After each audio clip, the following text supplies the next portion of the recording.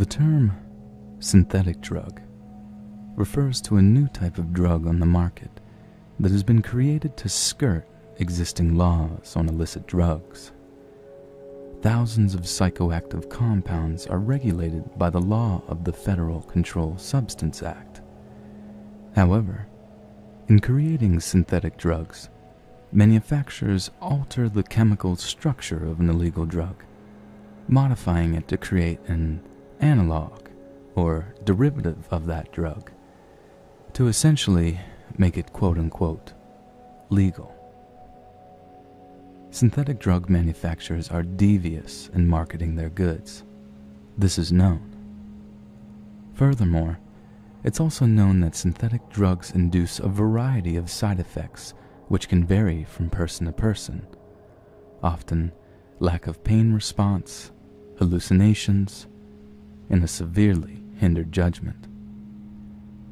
I don't know how much of those facts and statistics are relevant to me and what happened to me, but I need answers.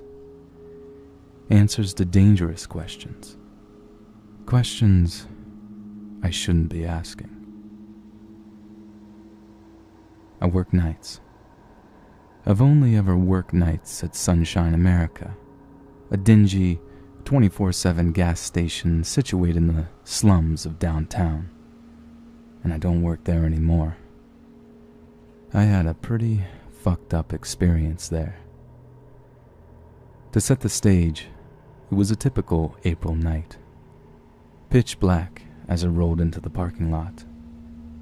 And for the most part, but for some unexpected rain, everything went predictably. Counted my cash, double-checked the lotto numbers, made coffee, and then bought myself a Monster and a bag of corn nuts for the night and pulled out my laptop to start killing time. I usually would free write during my shifts, and I'd text whoever was up. Eventually, my girlfriend went to bed and I had no one to text or talk to. I decided to hit up my buddy Mike. He worked nights too. We talked for a bit while I tried to fight off my writer's block. I had a hell of a headache though, which didn't exactly summon inspiration. At one point in the night, a truck rolled into the lot. I don't remember seeing it come in. Rather, it was just there when I looked out the window. I seldom take notice of a car actually driving into the station unless they have a shitty muffler or a ridiculously loud bass. This car, though, was a shady-looking one. The kind I'd expect to pre-pump and then skip out on paying. It was a piece. An old black pickup, victim to merciless rust. It had this huge dent on the driver's side and a busted headlight. Looked like the asshole had driven into a tree. Didn't have a license plate either. I decided not to authorize him if he tried to prepay. Having no license plate was just cause enough. And I went back to writing and texting and basically doing nothing. When I finally got up to start sweeping the place, I'd forgotten about that sketchy pickup. That is, until I saw it, still sitting with its engine rumbling at pump 4. In hindsight, the whole thing seemed really shady, but at the time, I was just confused. The guy had never gotten gas at all, nor had he come in for smokes or a drink or anything. So, taking the bucket of washer fluid in hand, so it looked like I had some reason to go outside, I opened the door. And as soon as I did, the engine roared and rubber squealed. I was baffled as this guy tore out of the parking lot. A cigarette flew out of his window and exploded in orange sparks against the pavement. He was down the street in a matter of seconds. I went over to the cigarette butt and stomped it out. It wasn't really anywhere near the gas pumps, but I felt a little paranoid anyway. For a while, I thought about the truck. I asked Mike about it and he texted back, suggesting that maybe the guy was scoping the place out with intent to rob it. "Yeah, probably. I'll tell my boss in the morning," was my response. I've never been afraid of holdups. I'd gladly hand over however much cash I had in the drawer. Nothing worth getting shot over, and corporate can suck it. Nonplussed, I swept inside, stocked the cooler, counted cigarettes, and still had 4 hours to kill. Usually it gets unbearably slow around 2:30, but it had been slow as hell even before then. I did a routine walk around the store, just to check on everything. My writer's block was still weighing heavily on me, and Mike was getting slower with his responses. I noticed at some point that my cash register screen had the out-of-paper symbol lit up for the pump 4, which was weird because I don't remember anyone stopping to fuel at that pump in a while. But then again, a lot of people come and go when I'm doing the cooler and I don't notice. Taking the pump keys and a new roll of paper, I went outside. Nice night. I decided to have a smoke break once this was taken care of. I remember thinking that was because I vividly recalled the feeling of a cosmic coincidence that overcame me when I approached the pump. I thought they were blue L&Ms at first, just by the color of the box. But when I took the cigarettes down from on top of the pump, I was taken aback to find no brand name, no design, no disclaimer, no barcode, no serial number, absolutely nothing. But they hadn't been opened.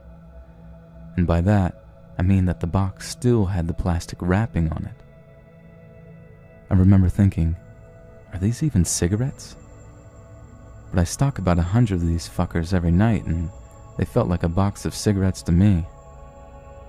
More curious than anything, I opened them up and checked. Sure enough, they were cigarettes. Pretty normal looking too. Now, I was 18, mind you. Free smokes were a thing of celebration, a lucky find, not something considered sketchy or even that unusual. Someone left them here, I'd reasoned, and they're probably some foreign brand. Shit, or it was some printing fuck-up. Either way, the seal hadn't been broken, so I figured they couldn't be tampered with. Same rule as a beer, right? And for that matter, having any kind of plastic wrapping at all made them authentic, with my logic. I'm sure by now you've deduced that there was something fucked up about these smokes. Why else would I be making a case for my decision to smoke one? You'd be right.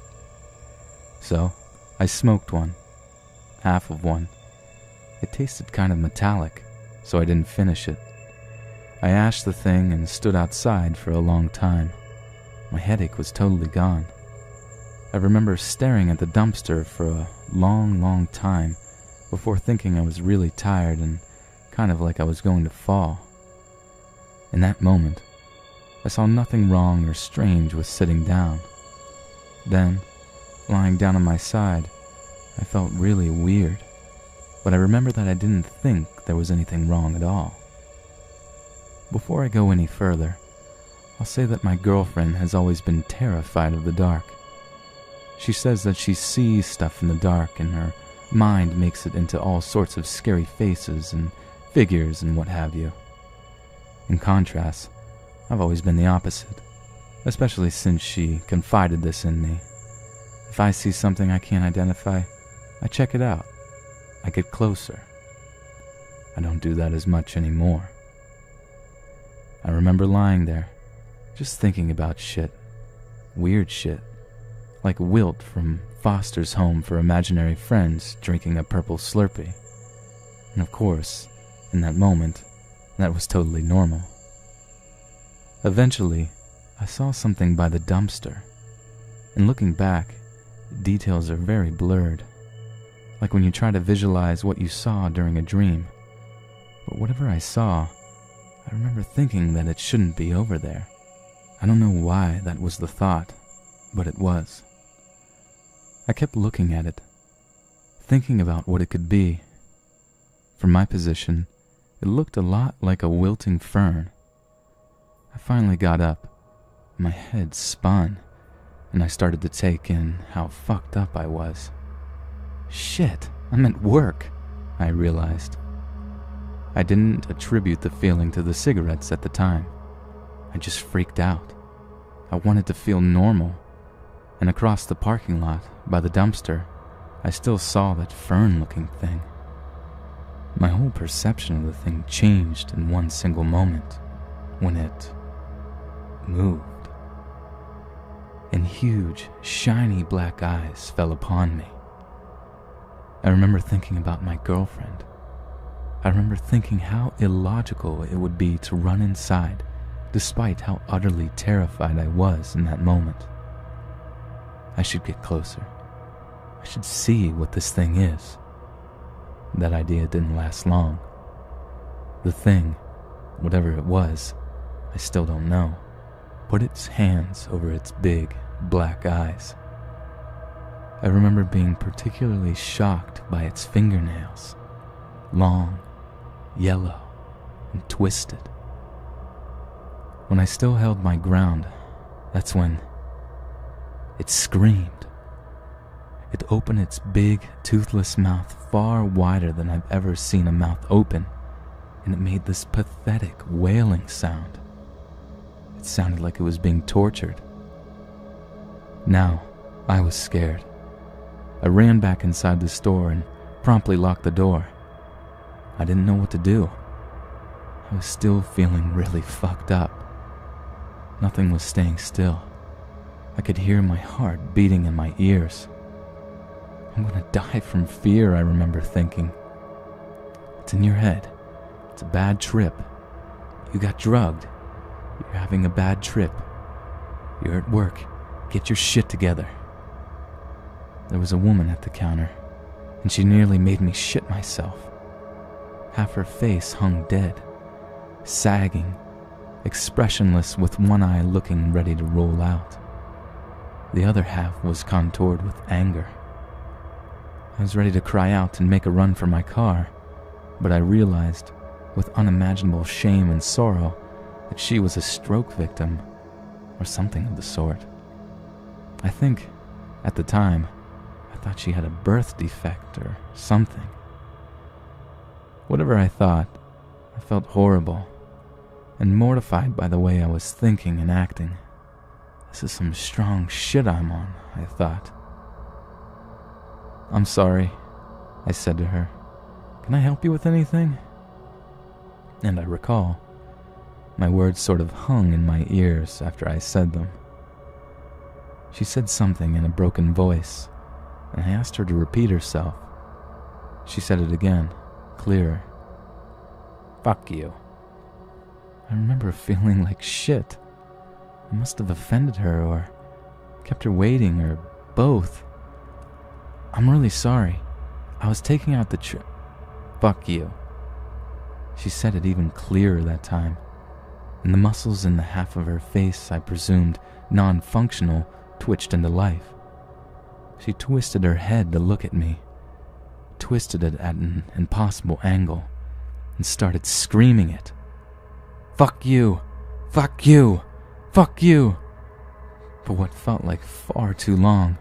So long the words began to lose meaning and definition, just loud screeches. At one point, as I cowered by the door I'd locked, I couldn't distinguish words at all. I closed my eyes, unwilling to look at her, and the screaming continued. Even once I opened my eyes and found her absent. The distorted curses kept coming, until they blended into a sound like microphone feedback. Eventually, it stopped, leaving me sitting against the door with a ringing in my ears. This is all some kind of dream, a trip. I'm on a bad trip. I kept telling myself shit like that when I thought to dial the police or make a run for it. I went to the bathroom and washed off. I felt a little bit better. I could see my reflection rippling like the mirror was a standing wall of liquid. Feeling less shaken, I returned to the counter. I paced for a while, occasionally glancing out the window. I was paranoid as hell. Everything would set me off. The air turning on, the lotto machine making its usual beeping sounds, even the quiet sounds of the building settling. It was all making me twitch and panic. I didn't want to reflect or think about it, any of it. I just paced. There was this awful smell that had overcome me, too, like dog shit and rotting fruit. It was driving me crazy, and I wasn't sure if it was even there or not. All my other senses had proved unreliable.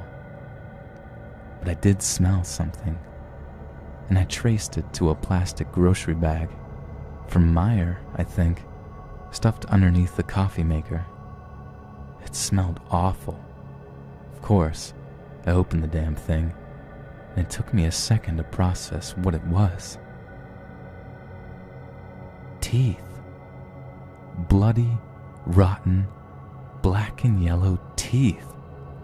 A big wad of them, all stuck together with thick strings of tar. And this is when I started to fear for my life, because it was right then when this trip started to affect me physically. I remember feeling a hot, wet hand grab the back of my head with unbelievable force and push my face into the paper bag. The smell was unbearable, and the terror that embodied me had no outlet. I quickly started swinging wildly. The bag was pushed into my face from the front, too, and I was losing air. I let out a scream for the first time, and I was released. Still swinging like a madman, I fell into the newspaper rack. I fought with the bag on my head for a minute before I got it off. The fluorescent lights were blinding. I spat out mushy, black teeth, realized they had been into my mouth, and immediately vomited into the bag. Then, I didn't use logic or reason. I went into the drink cooler, barricaded the door with unopened crates of Pepsi. I grabbed a Monster and drank about half to get that god-awful taste out of my mouth. Then I sit with my back to the wall, staring at the door, refusing to take my eyes off it, refusing to blink. The voices started somewhere in there. I could hear them, but not with my ears, like they were in my head. But I could still hear them. I could never explain this part well when I tell people this story. They weren't saying anything, and they were mostly whispers. The visual that came to my mind when I heard them was a room of murmuring heroin addicts with bone-tight skin and yellow eyes, like lemurs. It was a powerful image, too. I tried to shake this picture as soon as it formed. I drank more Monster. I sat there for what felt like an hour. I rocked back and forth, ignoring the voices. And this is the part that still fucks me up to think about it. When I was sobbing in there, I took a moment to close my eyes. When I opened them, I saw myself sitting against the door to the cooler across from me. The thing looked just like me, but was barefoot, and it wore a wide smile. It had no eyes or nose. It got on all fours and ran at me. I tried to shield myself, but the next thing I knew, I was on the floor, and I felt more pressure on my head than actual pain. And I vomited again. This time blood and bile, mostly. I was alone in the cooler now. I lay there for a while before I managed to get up and take in the silence, the normality. Was it over? I felt more sober. I went to the bathroom again and checked my reflection. I looked like shit. Puke stained my collared shirt and blood was smeared on my face. My eyes were pink and watery, sitting in purple cradles. I washed off again, and again felt better. I returned to the store and took took in the newspaper-strewn floor. I didn't see the bag of teeth, though, looking back. I didn't think to look for it at the time. I never found it either. It was only later when I remembered it. I checked my phone. No new messages. It's kind of weird. I expected a few from Mike, wondering what I was doing. After I cleaned up the newspapers, which were yesterday's anyway, I felt my phone vibrate. "Alright, well, be careful." I stared at it. He was responding to my last text, the one I sent hours ago. I looked at the clock to see just how long it had been, and I nearly dropped the stack of papers in my hand. 2:39.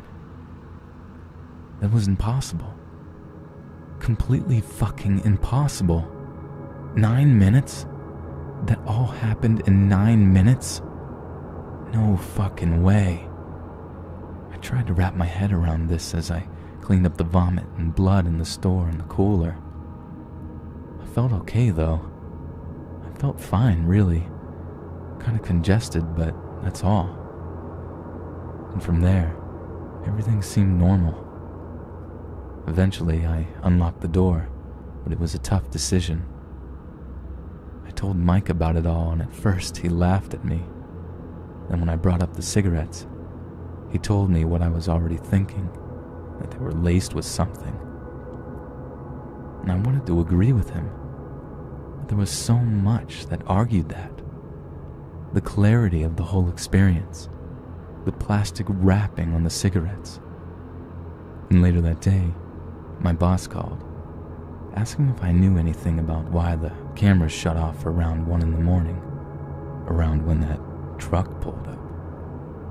I don't know. I have no fucking clue. The realist in me is prevailing. I need to know one way or another. Did it happen? Or didn't it? I survived it, whatever it was.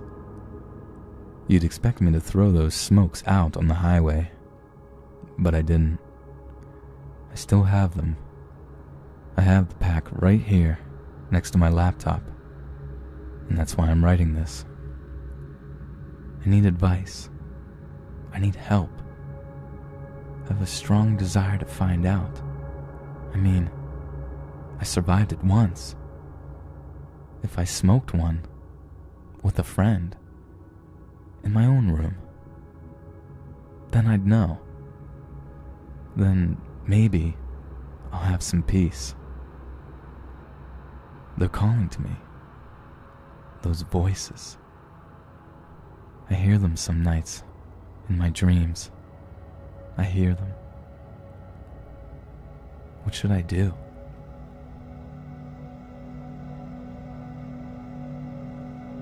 And this is what happened next. I've been up for 3 nights. Energy shots and cold showers help. I don't want to sleep. It's been much worse lately. The dreams and the voices. I won't smoke any more of those things, I've decided. I need answers first. And I need these maddening voices and whispers to stop barraging my nights. I have to listen to music, TV, something at all times, or I start to hear them. So far, I've only told Mike about what happened. "Why didn't you call the police?" Mike had asked me. I wasn't exactly thinking straight. He still thinks I'm brainless for not having dialed 911, but I hold to the belief that even if I had thought to during that time I spent bathing in madness, the phone probably would have screamed at me, or God knows what. Well, what about patrol cars? At my station, there's always a couple cops hanging around. You're not listening to me. This happened in a span of 10 minutes. No matter how many times I tried to explain it, he just never seemed to grasp the absolute terror I had suffered through. So, I don't confide in anyone. I research. I follow every lead I get, though I haven't found many. Even if it was a drug that caused all of this, it doesn't explain away everything. Why it's still affecting me. And then there's the cameras.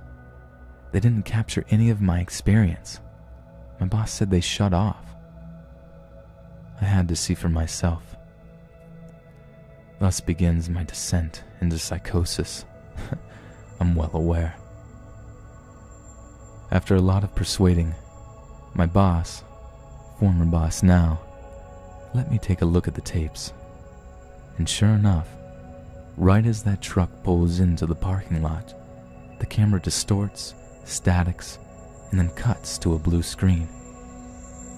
It resumes at 2:39. There are a lot of ways to trick cameras, I've learned. They could have used a jammer, this little device that can block wireless signals. But the cameras at Sunshine America are wired, and everything they record is fed right into the back room, my boss's office. And who exactly are they? Who do I think is responsible for all this? That's the question I've been at a complete loss to answer. Whoever, or dare I say, whatever, did this had no license plate, and I never got a look at them. I was ready to give up, subject myself to the maddening dreams and the relentless whispers. Dreary white noise, when I stumbled upon something 3 nights ago. Onion Master. I wrote off the username as nonsense until I read a few of his articles, which to me came off as conspiracy theories. But at this point, I'm reading anything I might have even a sliver of information I can use. Turns out, he's well versed in this thing called Tor, the onion router, which provides internet anonymity. Onion Master had a ton of articles, blogs, and videos about something called the deep web. From what I understand, the visible web, what I've been using to do all this research on things unknown, is only what we can easily access. The deep web is the underside of the iceberg we call the internet, and Google and Bing can't delve into the abyssal waters. What's down there, under the water? From what I've found, there are databases, city records, archives, stuff that wouldn't need to be accessed practically. But it's what grows in the darkness that got me looking into the deep web. Weapons, drugs, human trafficking, hitmen for hire. If you thought there was some fucked up porn that you could get to just by searching Google, Jesus, some of this shit, the pedophiles and sadists rejoice. The Silk Road got my attention for a moment. Onion Master described it as the Amazon.com of illegal substances, but it was something else that pulled me in even deeper.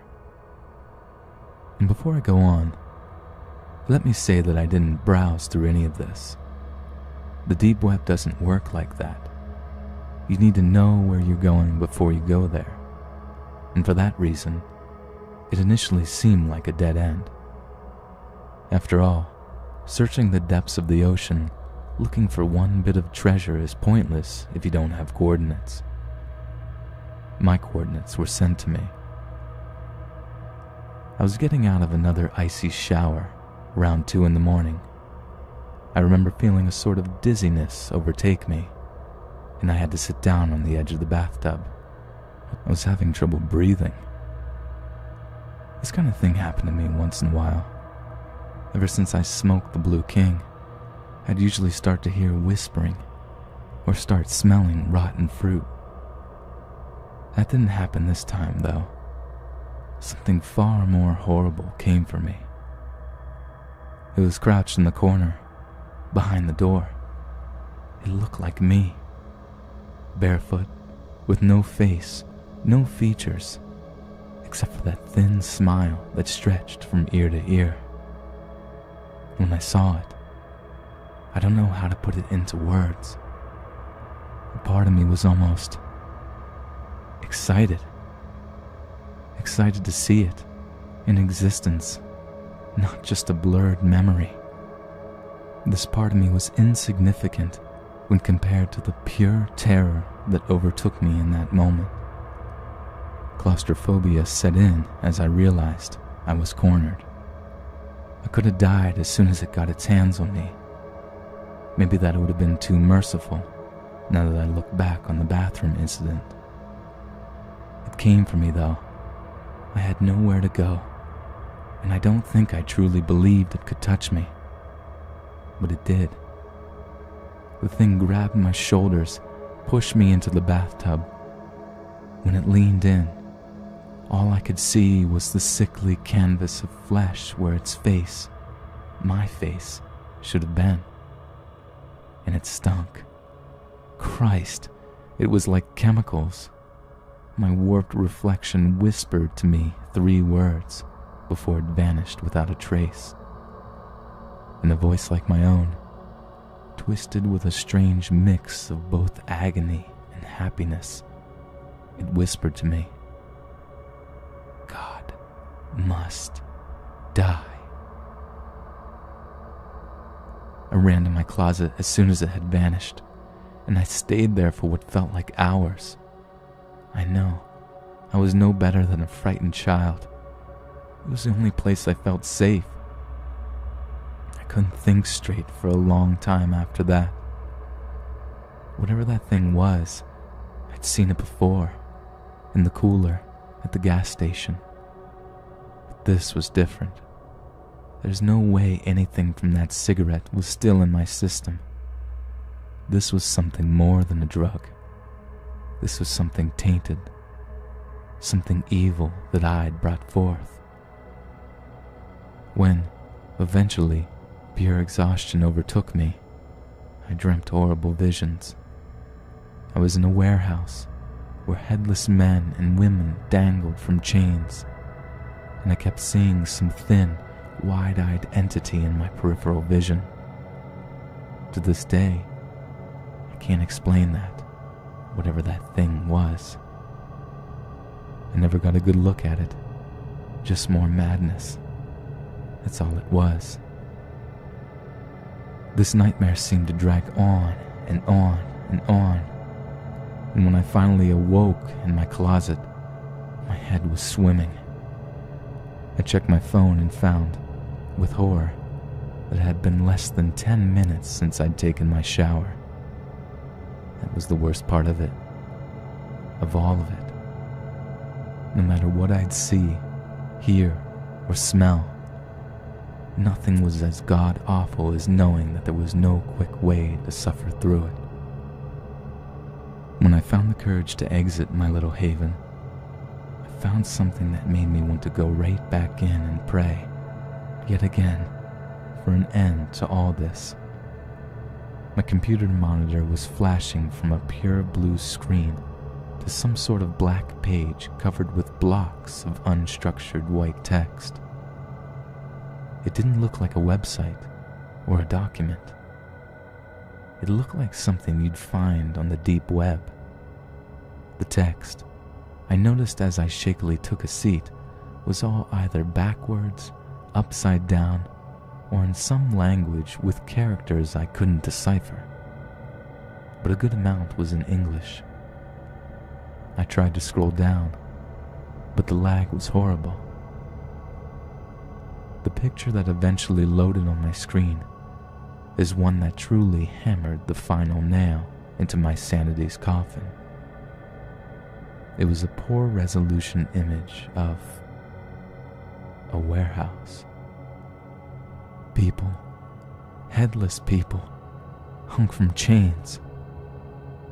And there, in the center of the picture, I stood, faceless, with a wide smile. Beneath the image were the words, in upside-down text, "God must die.